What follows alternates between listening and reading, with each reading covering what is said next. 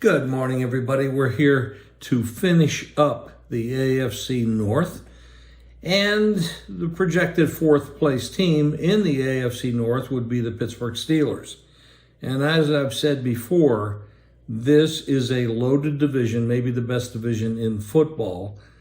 You got Cincinnati, you got Cleveland, you got Baltimore.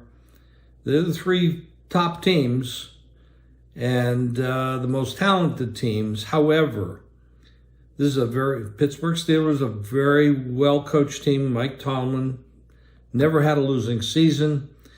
They're not very dynamic on offense. They've always been a conservative team that plays very tough defense, but they're always right there. The games are close, and they know how to win close games.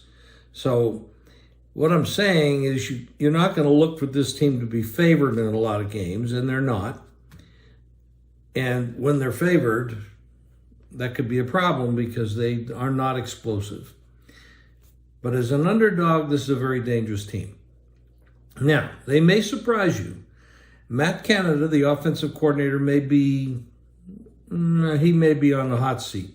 I think the ownership and Mike Tomlin realized that this league is an offensive league and they have to start putting up a few more points. Now, that's going to come down to Kenny Pickett. Can he do it? The end of last year, they did extremely well. They won 6 out of 7 and covered 6 out of 7 at the end of the year. If he can go down that road and keep that going, this could be a very dangerous team, even in this very tough division. However, they're going to play some tougher teams than they did at the end of last year. They start out with San Francisco and Cleveland, both home games.